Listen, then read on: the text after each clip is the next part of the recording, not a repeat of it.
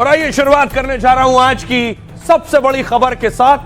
सबसे बड़ी खबर जिस पर पूरे देश में उबाल था, गुस्सा था। अगड़ा वर्सेस पिछड़ा और थम गया झगड़ा।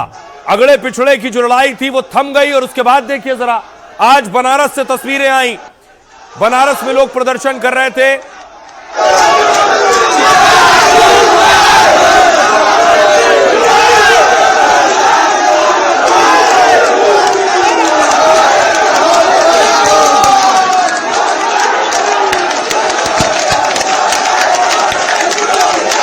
तस्वीरें आप देख रहे हैं, ये तस्वीरें तब की हैं जब बनारस में सुबह विरोध प्रदर्शन हो रहा था। यूजीसी के खिलाफ विरोध प्रदर्शन हो रहा था।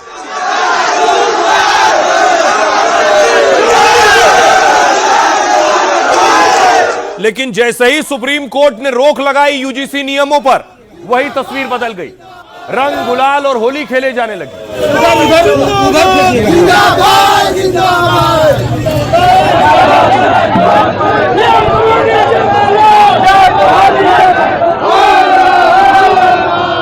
बहुत बड़ी राहत मिली है। अच्छा, हम ही को नहीं मिली है, सरकार को भी राहत मिली है। क्यों? क्योंकि न तुम हारे न हम हारे, तुम्हारी भी जय जय, हमारी भी जय जय। अब विधाता आपको सद्बुद्धि दें तो इस कानून पर आगे मत बढ़िए।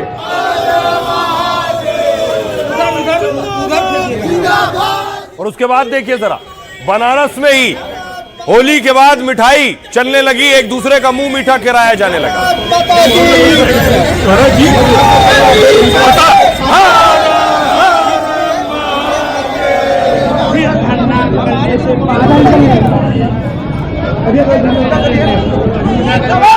इसी तरह देखिए जरा, सुप्रीम कोर्ट का फैसला आने से पहले यह तस्वीर है इंदौर की। इंदौर में सवर्ण समाज प्रदर्शन कर रहा था, सड़कों पर था।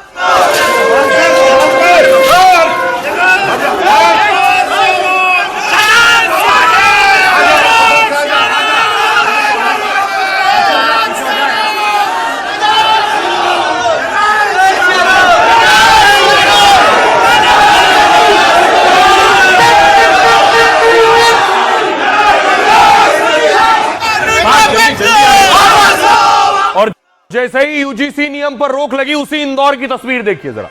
शंख बजाए जाने लगे, खुशी मनाई जाने लगी।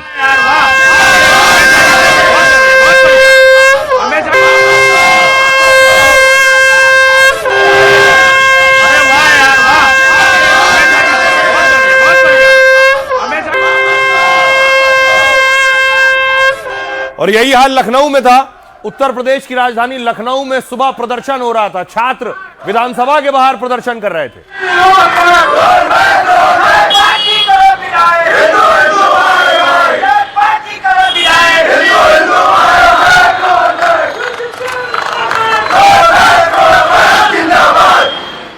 और उसके बाद जैसे ही नियमों पर रोक लगी, वही मिठाइयां बंटनी शुरू हो गई, जश्न मनाया जाने लगा। होली दिवाली सब एक साथ। जिंदाबाद जिंदाबाद जिंदाबाद।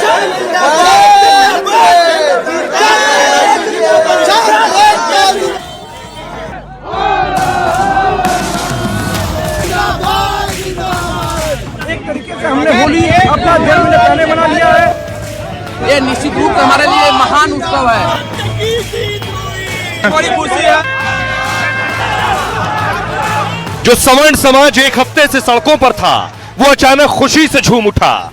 शहर शहर जश्न मनाने लगा। सवर्ण कहीं अबीर गुलाल के साथ होली खेल रहे थे, कहीं पटाखे और मिठाइयों के साथ खुशियां मना रहे थे। सवर्णों के इस जश्न की वजह है सुप्रीम कोर्ट का बड़ा फैसला। अदालत ने यूजीसी के नए कानून पर रोक लगा दी और साफ कह दिया कि हम आगे बढ़ रहे हैं या पीछे जा रहे हैं। माननीय सुप्रीम कोर्ट ने जो यूजीसी रेगुलेशंस नए नियम पास किए गए हैं, उस पर सुप्रीम कोर्ट ने रोक लगाई है, उसको एबियंस में रखा है। अब सुप्रीम कोर्ट ने इस मामले में केंद्र सरकार को और सारे पक्षकारों को नोटिस जारी किया है। यूजीसी पर देश की सबसे बड़ी अदालत का फैसला आया तो सियासतदानों के सुर बदल गए। कल तक यूजीसी पर कुछ भी बोलने को तैयार नहीं थे, वो भी फैसले का स्वागत करने लगे। देश की सर्वोच्च अदालत का जो भी आदेश होगा वो तो खुशी की बात। फैसला इंसाफ से भरा हो, ना SC ST OBC का हक मारा जाए और ना ही बाकी जनरल कैटेगरी के लोगों के साथ कुछ जाए। तो सवर्ण समाज भी इसे अपनी बड़ी जीत और संविधान का राज बता रहा है।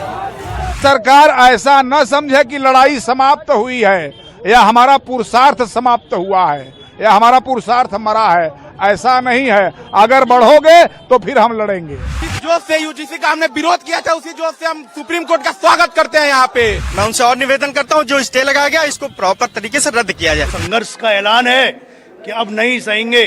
जब बच्चों तक बात आ गई तो जब पशु पक्षी लड़ते हैं तो हम अभी घर में बैठने वाले लोग नहीं है, सबको देख लेंगे, सड़क पर उतरेंगे, आंदोलन होंगे।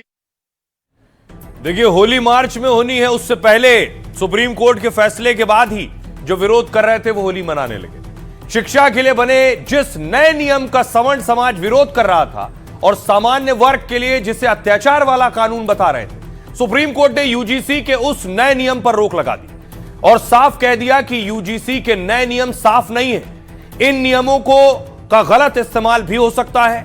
सुप्रीम कोर्ट ने केंद्र और यूजीसी को बाकायदा नोटिस जारी किया और नियमों का ड्राफ्ट फिर से तैयार करने के निर्देश दिए। फैसला आते ही सवर्ण समाज के लोग खुशी से झूम उठे, कहीं गुलाल उड़ाने लगे, कहीं मिठाइयां बांटकर खुशियां मनाने लगे। कोर्ट ने फैसला उन याचिकाओं पर सुनवाई करते हुए दिया जिनमें आरोप है कि नए नियम सवर्णों के साथ भेदभाव करते हैं। याचिका में नए यूजीसी नियम को रद्द करने की मांग की गई थी। दरअसल यूजीसी ने 13 जनवरी को अपने नए नियम जारी किए थे। इस पर सुप्रीम कोर्ट में दोनों पक्षों की ओर से बहस हुई और फिर कोर्ट ने यूजीसी के नए नियम पर रोक लगा दी और कहा यूजीसी के 2012 वाले नियम ही लागू रहेंगे क्योंकि जाति संबंधी नए नियम और भाषा स्पष्ट नहीं है। सरकार नया ड्राफ्ट बनाए, फिर 19 मार्च को अब इस मामले की अगली सुनवाई होगी।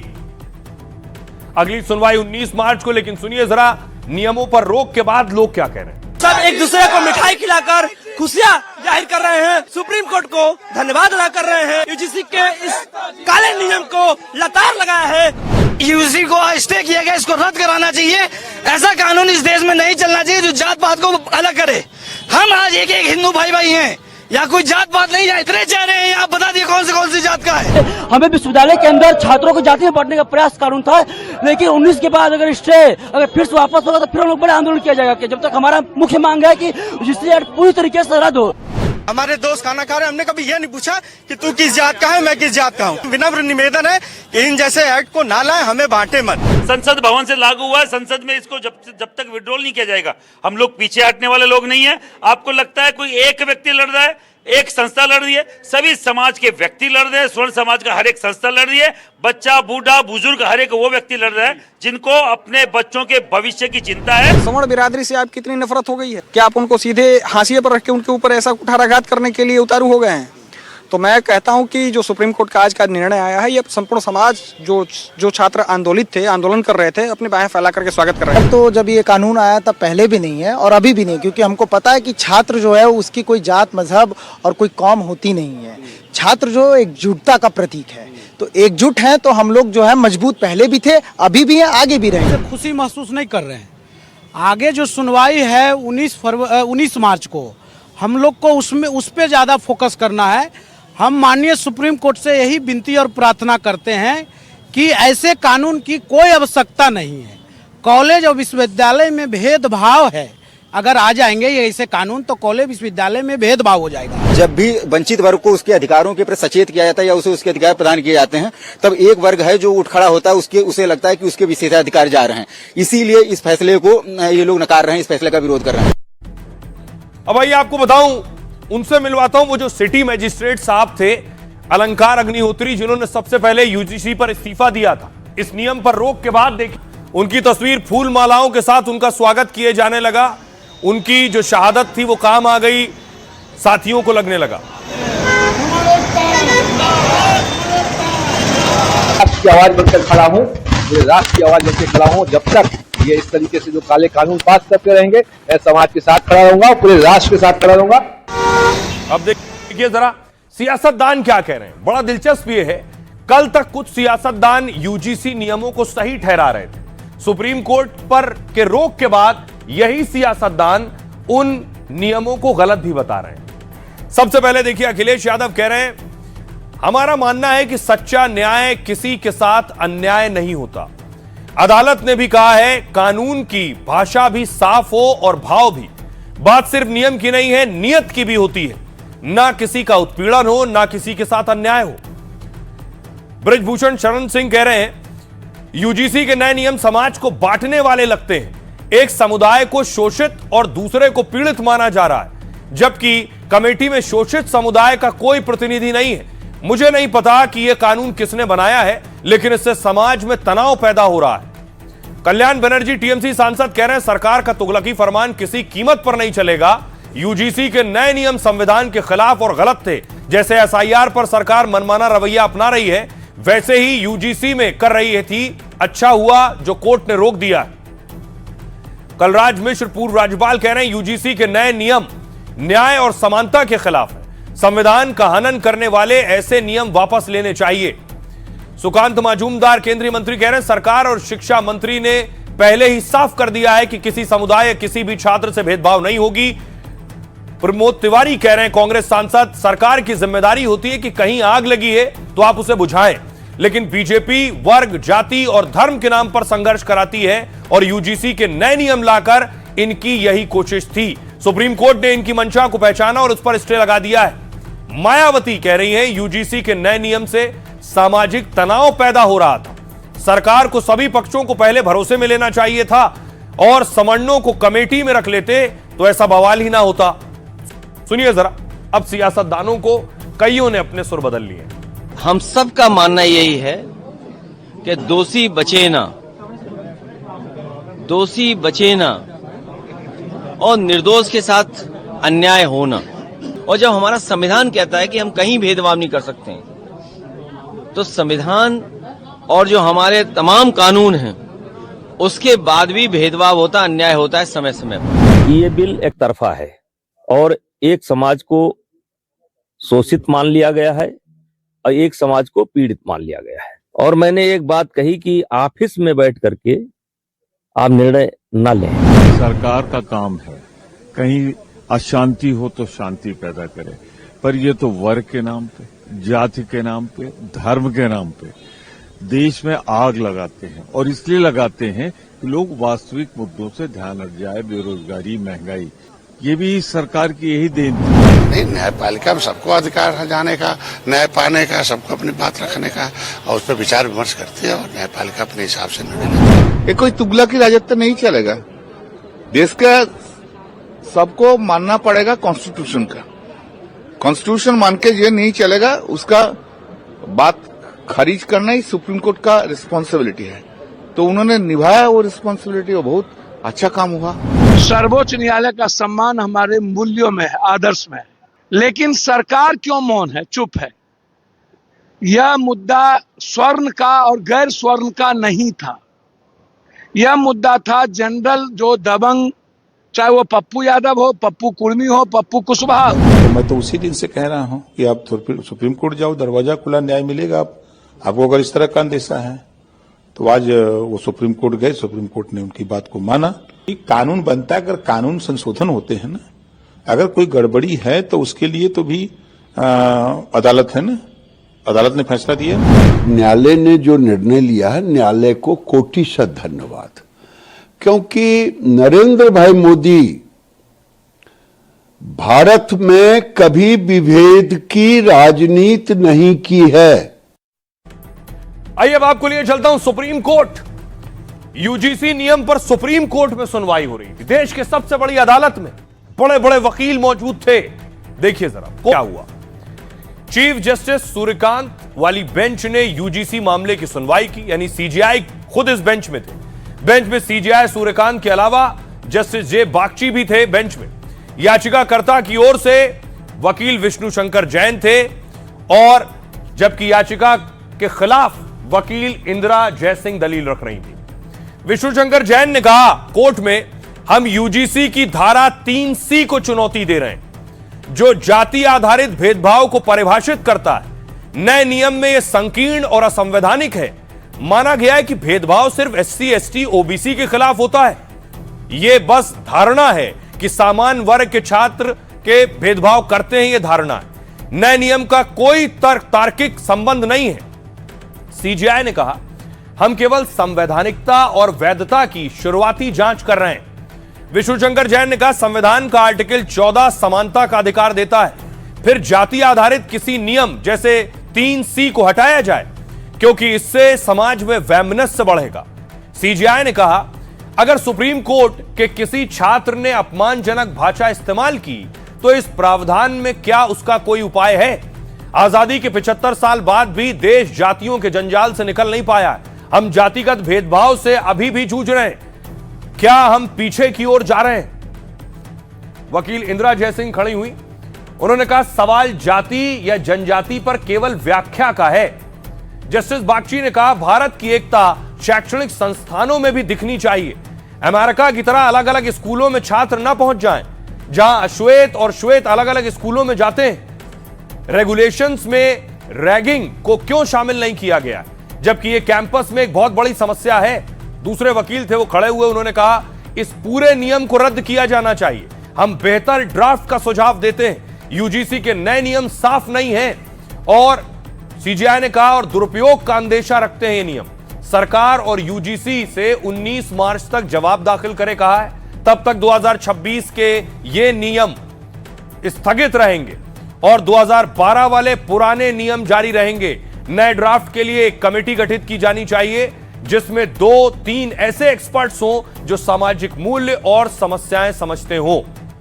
यह हुआ कोर्ट में। अब सुनिए जरा याचिकाकर्ता वकील क्या कह रहे हैं। अगर इस तरीके के रूल रेगुलेशन जो कि 3C की हम बात करते हैं, अगर इस तरीके के रूल रेगुलेशन बनाए जाते हैं तो कहीं ना कहीं एक पर्टिकुलर कास्ट को टारगेट किया जाए, जिसको जर्नल कास्ट हम लोग कहते हैं, और उनको टारगेट करने का मतलब ये है कि कहीं ना कहीं आप बंटवारे की राजनीति कर रहे हैं। और 77 साल के बाद अगर इस तरीके के रूल रेगुलेशन बनाए जाएंगे हमारे देश में, वो कहीं ना कहीं जो हमारा संविधान कहता है एकजुट रहने की बात, उसको कहीं ना कहीं आप अलग उससे अलग इस पे तत्कालिक अंतरिम रोक लगा दी गई है और तब तक एक तिथि तय की गई है और पुराने नियम को ही तब तक अप करने की बात हुई है। ये हम लोगों की जीत है। हालांकि यह जीत तब तक पूरी नहीं है जब तक पूरी तरह से बिडाल नहीं होगा। प्रारंभिक जीत है, इसके लिए हम लोगों में हर्ष है और लड़ाई रंगला रही है। क्रॉस ऑफ द इंडिया हम लोगों ने आंदोलन करा है और ये सभी की जीत है। अब देखिए जरा कोर्ट में आखिर ये केस लड़ कौन रहा था।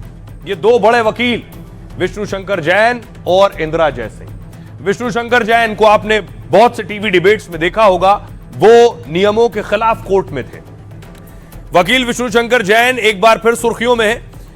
सवर्ण उन्हें यूजीसी के नए नियमों पर रोक का सूत्रधार बता रहे हैं, क्योंकि विष्णु जैन ने ही कोर्ट में नियम रोकने की कड़ी दलीलें रखी हैं और विष्णु जैन के पिता हरिशंकर जैन भी सुप्रीम कोर्ट के मशहूर वकील हैं और पिता पुत्र की जोड़ी हिंदू पक्ष के 100 से ज्यादा केस की पैरवी कर चुकी है।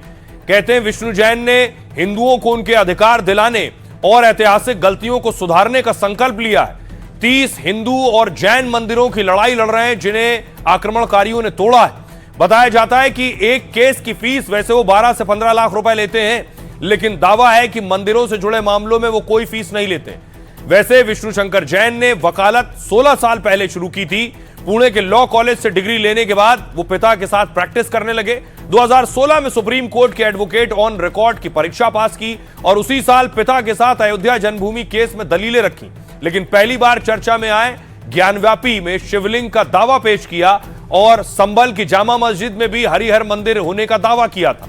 फिर सर्वे टीम के साथ जब वो मस्जिद जा रहे थे तभी हिंसक झड़प हुई और बाद में खुलासा हुआ कि संभल में विष्णु जैन को मारने की भी साजिश थी। विष्णु जैन ही कोर्ट में दलीलें रख रहे थे।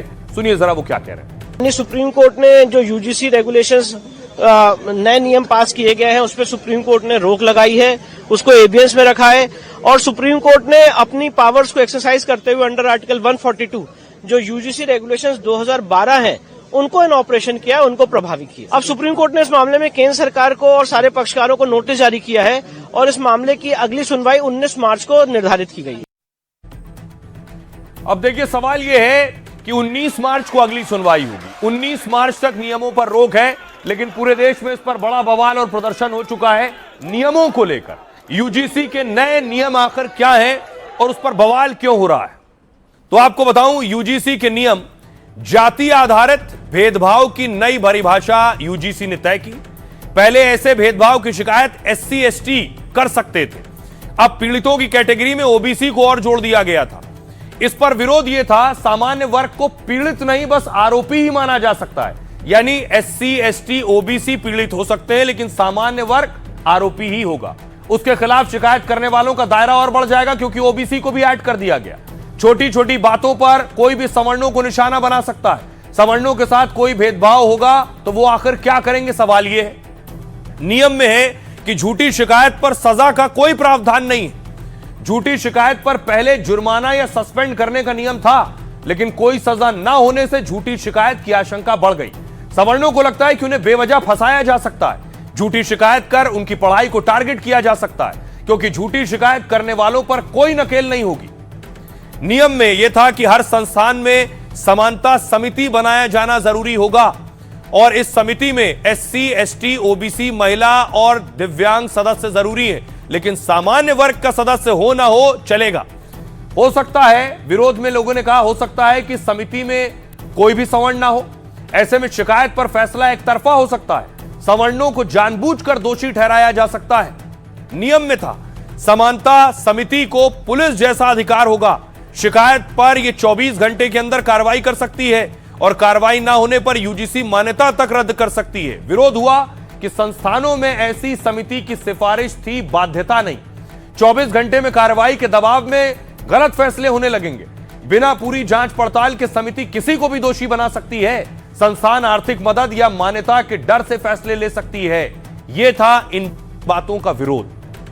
अब बड़ा बुनियादी सवाल कि आखिर नियमों में क्या होना चाहिए, सुधार कैसे होने चाहिए, यूजीसी को क्या करना चाहिए। उच्च शिक्षा में सुधार की जरूरत हर कोई महसूस कर रहा है, यह सच है। सवर्णों का आरोप है कि सुधार के नाम पर बेतुके बदलाव ना हो।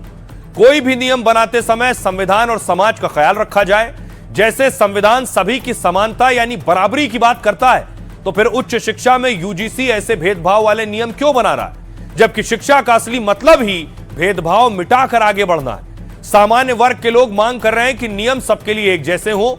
जातिगत भेदभाव तो किसी के साथ भी हो सकता है, कोई भी इसके लिए पीड़ित हो सकता है, तो फिर सबको शिकायत करने जैसा अधिकार मिले। नए नियम में झूठी शिकायत पर सजा या जुर्माने का प्रावधान नहीं है। नए नियम से समाज में भेदभाव का दायरा और बढ़ सकता है।